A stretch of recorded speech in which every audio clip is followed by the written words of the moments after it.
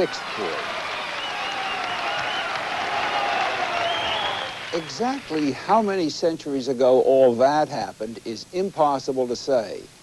But it wasn't until this century that the sixth chord got to be popular in popular music, and for a very practical reason. Imagine yourself a bygone band leader, and the arrangements you play contain a mixture of 4-note and 3-note chords. You've got the seventh chord, which is a 4-note chord, but all your other chords are 3-note chords. Well, this puts you in an odd predicament with your band. You need 4 instruments to play the 7th chords. But what about all the other chords, the 3-note chords? You need only 3 instruments to play them. All in all, it made for a very peculiar situation. More than you know, more than you know, man of my heart, I love you so. Lately I find you're on my mind, more than you know. The answer to the problem was quite simple. Find a 4th note to add to the 3-note chords. That way, you'd have the sound of 4-note chords throughout the entire number. And the added note that sounded best was the 6th.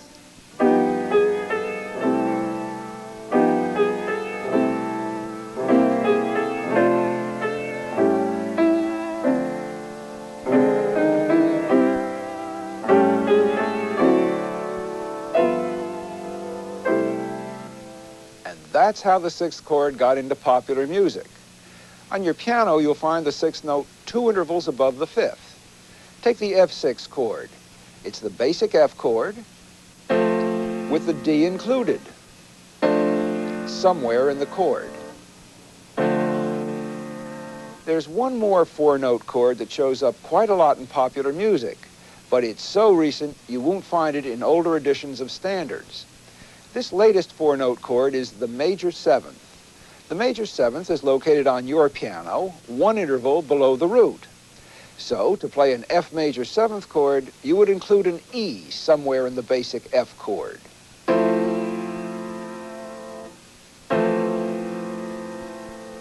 Naturally, the major 7th chord came about the same way as the other 4-note chords.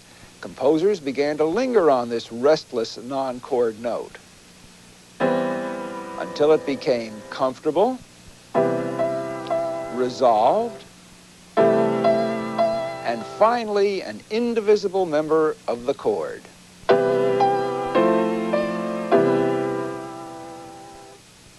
And now, of course, you hear the major 7th chord everywhere, along with the 6th chord and the 7th chord.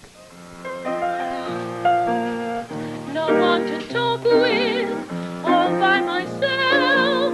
No one to walk with, but I'm happy on the shelf. Ain't misbehaving, I'm saving my love for you.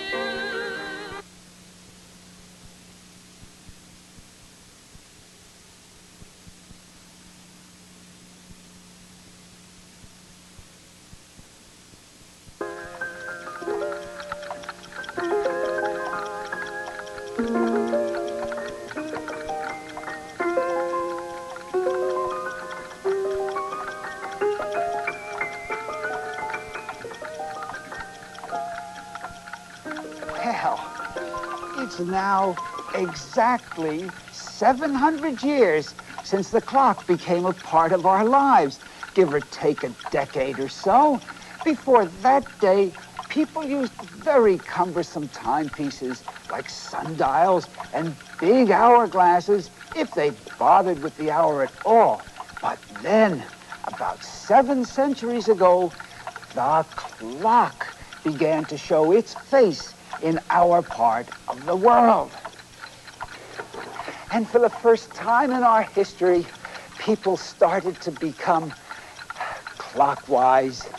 Now, there are some who say that being clockwise has changed human life for the worse. These counterclockwise people say that being clockwise has come to rule our lives. What with urgent appointments to discuss the schedule and scheduled meetings to review the timetable so that everybody can stick to the do-or-die deadlines. But is it really better to be counterclockwise? Take the sundial, for instance. Why, the strain on your wrist would be terrible, especially during the rush hour on cloudy days. What if we went back to the hourglass? You could never understand the simple clockwise way chords move in almost all of our music. And what about all the other side benefits of the clock? If people weren't clockwise, life would be a total chaos. Nobody would know when to get up or leave for work, and nothing would get accomplished at all.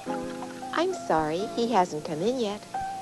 He sent word that he'll be a little late this morning. I'm sorry, he's away from his desk.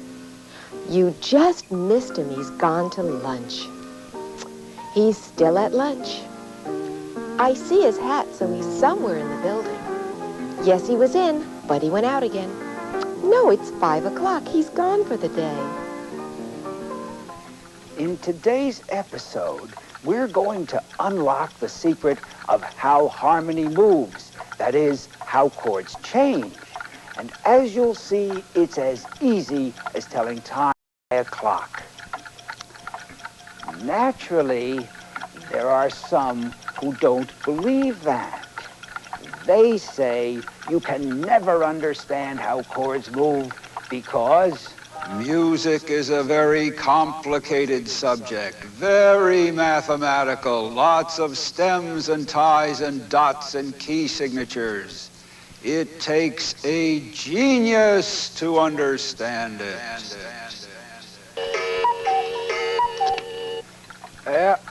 Well, there's nothing you can do for people with that condition. They said the same thing at the outset of this series, that you would never be able to understand how to make your own music, or if you could understand it, you would never be asked to play it at Carnegie Hall. Yep, that's it. That's right. But take a look at how much you already know about how to make your own music. We began, as you recall, with the basic chord and the formula for making it anywhere on the keyboard.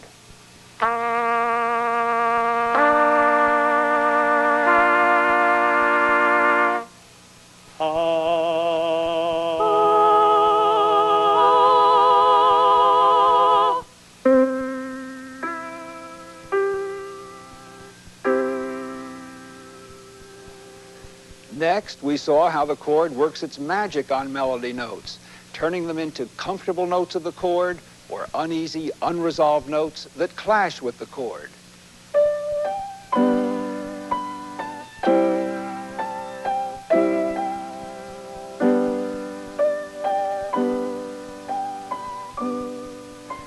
Yes, indeed, this little chord is a wonderful invention, and all the amazing things you can do with it, well, that's exactly what you've been doing. You've seen how to turn the basic chord into 4-note chords. For example,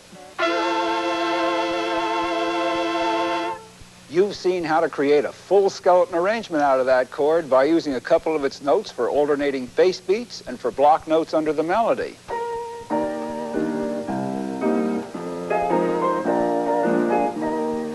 And in the coming weeks, you'll see how to turn that same chord into a lot of other arrangements. For instance, a Latin beat.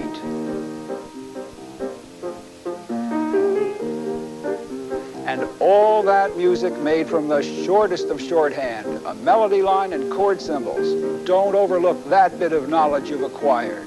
You now know how to read a lead sheet and translate it into a full arrangement.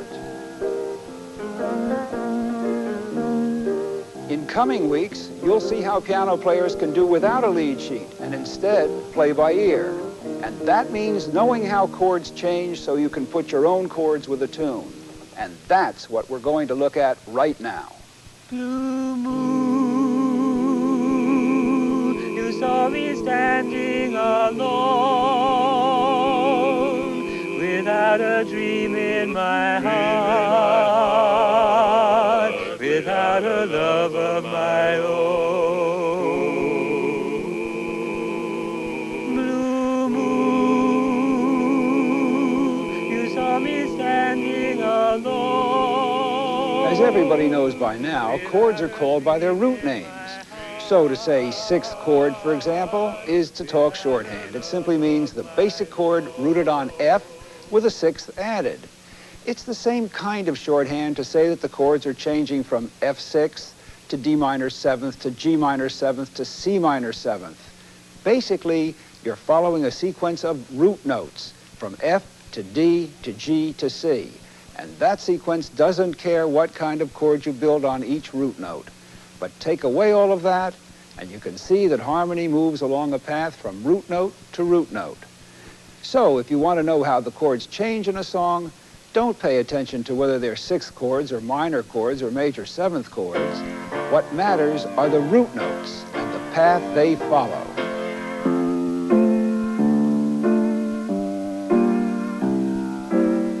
It's a path, all right. It sounds like a path, and a well-worn path at that. But it doesn't look like a path, at least not the way it's laid out in printed music. That's because there's no room in printed music to show the path of root notes the way it really looks. And the way it really looks is exactly like a plain, ordinary, everyday circle. Or rather, a plain, ordinary, everyday clock, complete with 12 hours. And as you'll see, with a clockwise motion as well. Take a good look at it. It's the path, the circle of root notes, the way chords move in almost all of our music, popular and classical. No, don't memorize it. It'll become part of you easily enough. For now, just notice where a few of the hours are. C at high noon, E flat at 3 o'clock, and A at 9 o'clock. Now, as for how chords move on the circle, well, let's take a few songs and watch their chords move. The first song has to be Red River Valley, of course, because the director hates it. As you'll see, the chord progression begins on a home bass chord, and the other chords move away from home bass and back to it. In this instance, the home bass chord is G. And the other chords of the song move away from it and back to it.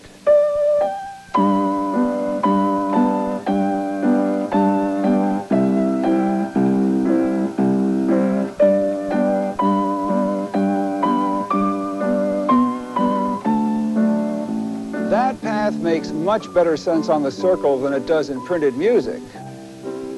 Take another example of the same movement, the same kind of chord progression on the circle. This time, the home bass is on F, and as usual, the other chords move away from home bass and back to it.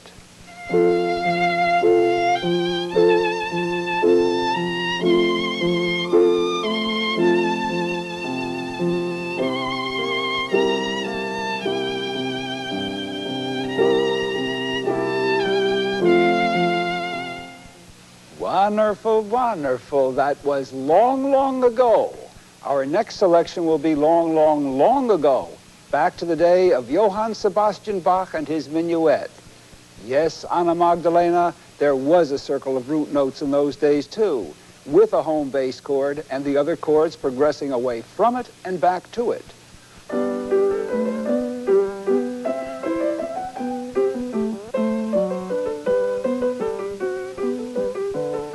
How do you know G is the home bass? Well, in this case, Johann tells you in the title of his minuet.